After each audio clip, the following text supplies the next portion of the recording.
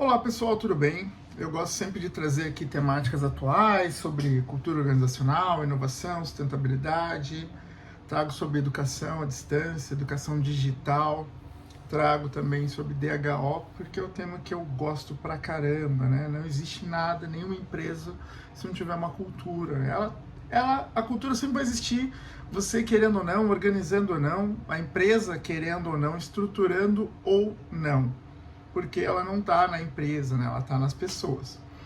E ela vai acontecer de uma forma ou de outra, e se a empresa quiser construir de forma estratégica, ela vai construir. Se ela não quiser, a cultura vai acontecer da mesma forma. Então, não tem como você traçar uma estratégia se você não passar pela cultura. Então, você imagina tratar a cultura do seu ambiente de trabalho como uma prova escolar, marcando desesperadamente os requisitos e torcendo para ser aprovado. É exatamente isso que muitas organizações fazem hoje em dia. Em vez de construir relacionamentos autênticos, genuínos, elas se obcecam em mensurar a cultura por meio de pesquisas e formulários de feedbacks intermináveis. Por que eu estou falando sobre isso? Porque eu estava orientando agora um mentorado meu de uma startup e a gente estava conversando e tal, e ele queria tacar formulário para medir os clientes. Eu falei, cara, você precisa conversar com os clientes. Ah, mas aí só para saber. Eu falei assim, não, vai demorar, é isso mesmo, dá trabalho. Vai demorar, dá trabalho, é isso mesmo. Então, apesar das boas intenções, essas pesquisas geralmente falham por 3 razões cruciais. Primeiro, elas abordam a cultura como uma mentalidade de consertar tudo. Segundo, elas carecem de um diálogo significativo, levando a interpretações equivocadas sobre os funcionários realmente, sobre o que os funcionários realmente pensam ou querem dizer. E terceiro, sem responsabilização, as pessoas ou se apressam a responder as pesquisas ou as ignoram completamente. Então, tanto no ambiente da startup, quando eu falei para fazer a pesquisa com os clientes, quanto no ambiente organizacional, quando eu estou falando de cultura organizacional, quando eu estou falando de pesquisa de clima, eu estou falando de vai lá e conversa com as pessoas de verdade. Ah, mas será que faz sentido? A cultura não é algo quebrado que precisa ser consertado. Em vez disso, é um ecossistema vivo que requer cuidados contínuos como um jardim. O feedback anônimo, ele ilustra essa abordagem de forma falha. Embora pretenda promover honestidade e confiança, ele atinge o oposto. Pela sua própria concepção, ele sinaliza que o seu trabalho ou o seu local de trabalho, ele é seguro o suficiente, ele não é seguro o suficiente para conversas francas. E eu lembro a primeira vez que eu ouvi a palavra candid feedback, que é feedback franco e construtivo. Já tive excelentes feedbacks, já tive feedbacks horrorosos, e o pior que tem é esse feedback que você tenta medir sem saber quem respondeu. Por quê?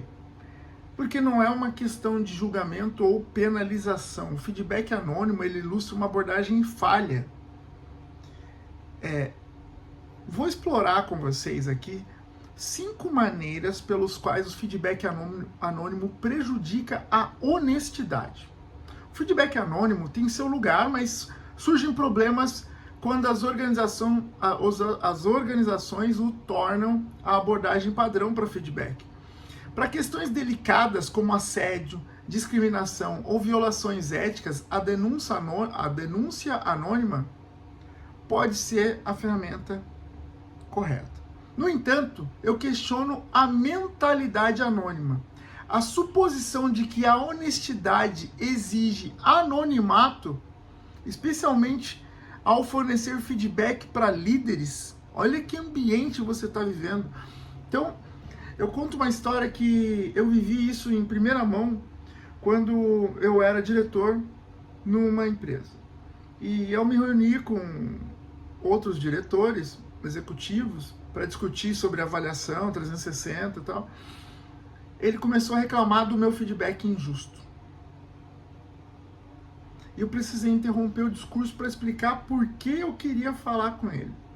Eu não tinha conseguido dar minha opinião devido a uma crise de última hora e queria me desculpar. E a expressão dele dizia tudo. Ele presumiu erroneamente que o feedback anônimo do qual ele não gostou veio de mim. Mas eu não tinha feito nenhum ainda, não era meu. A pessoa veio me cobrar por uma suposição. Isso não é muito difícil de acontecer.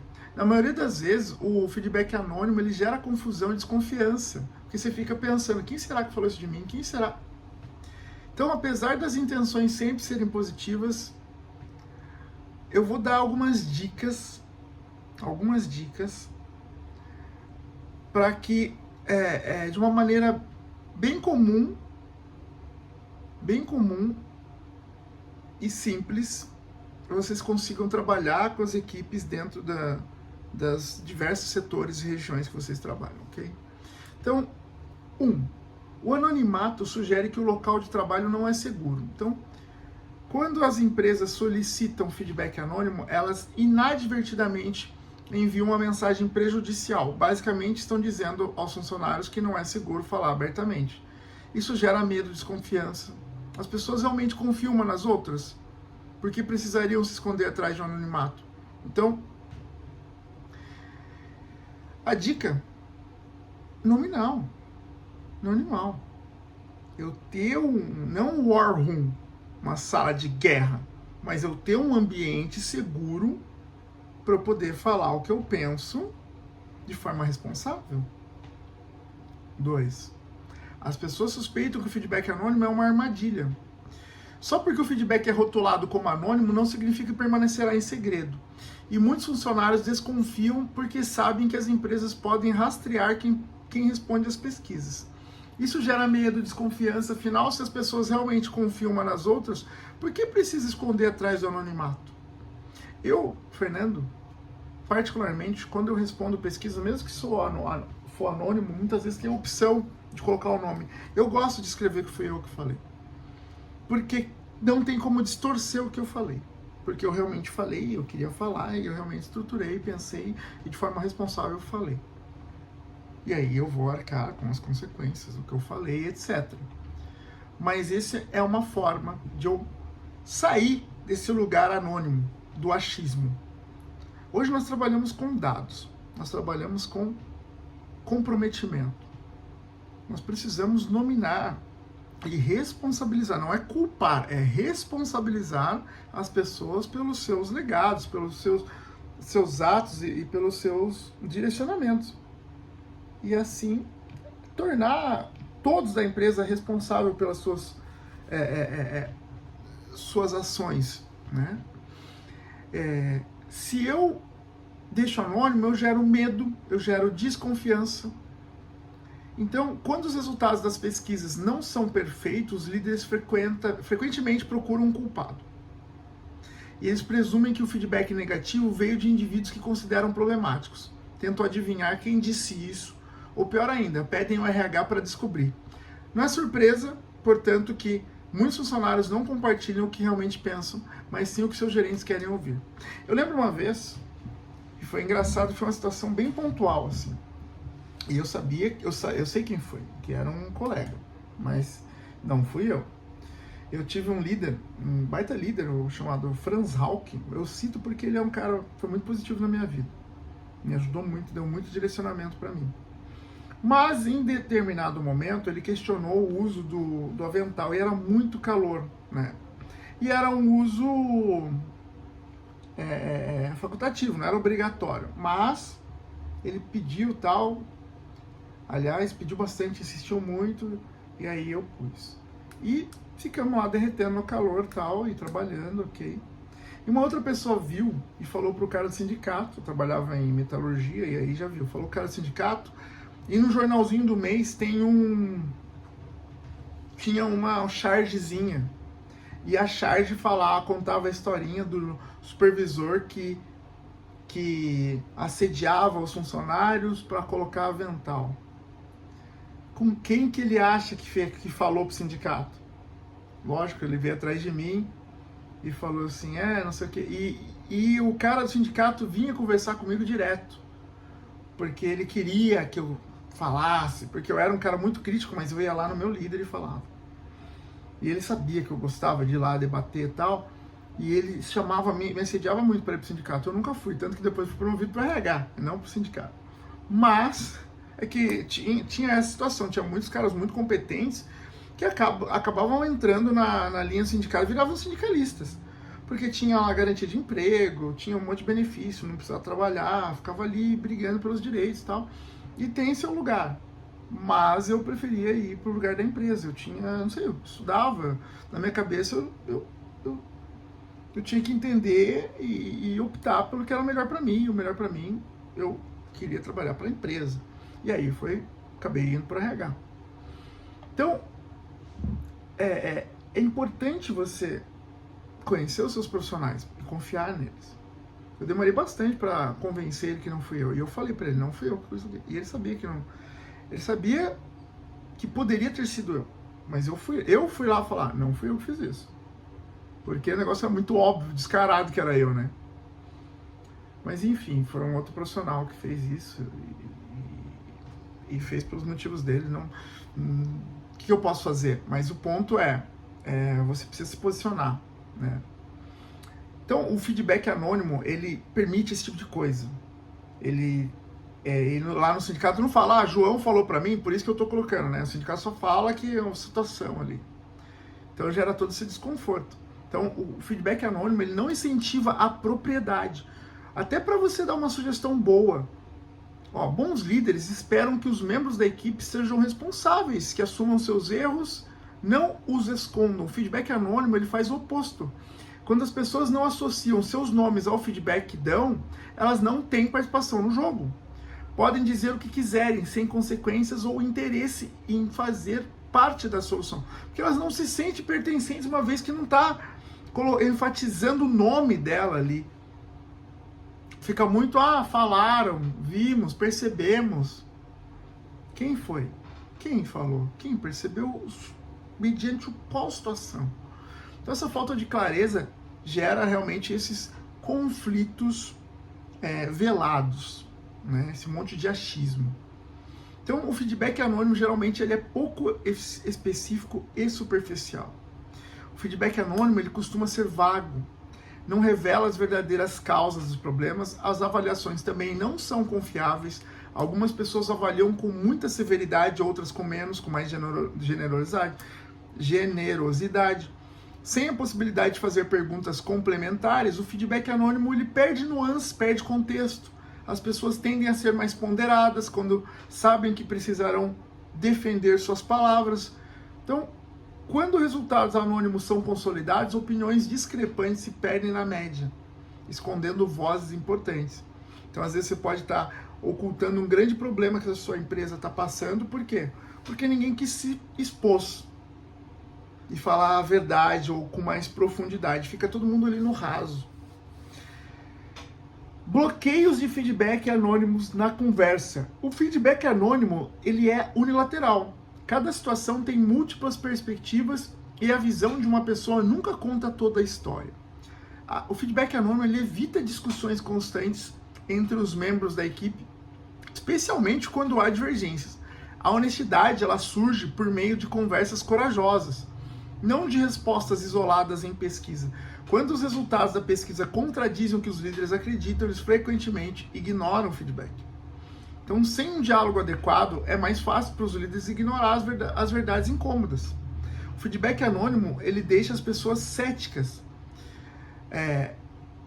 Tem funcionário que adora pesquisa de engajamento, mas a pesquisa sai lá. Pesquisas apontam que 70% dos funcionários não respondem às pesquisas. E quase 30% acham que elas são inúteis.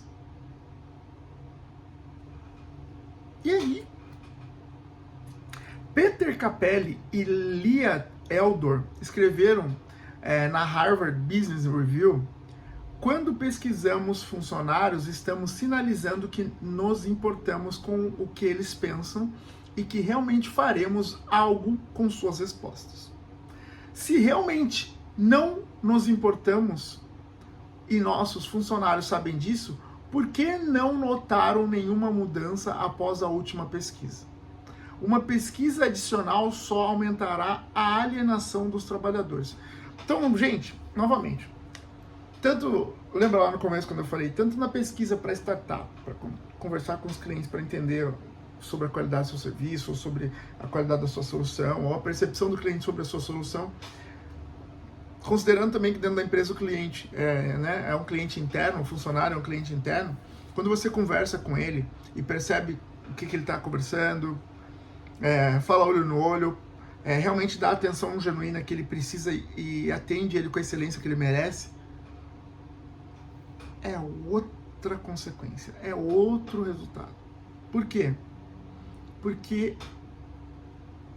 ele não só cria uma expectativa, quanto quando você entregar a expectativa que ele gerou no feedback, ele vai te parabenizar.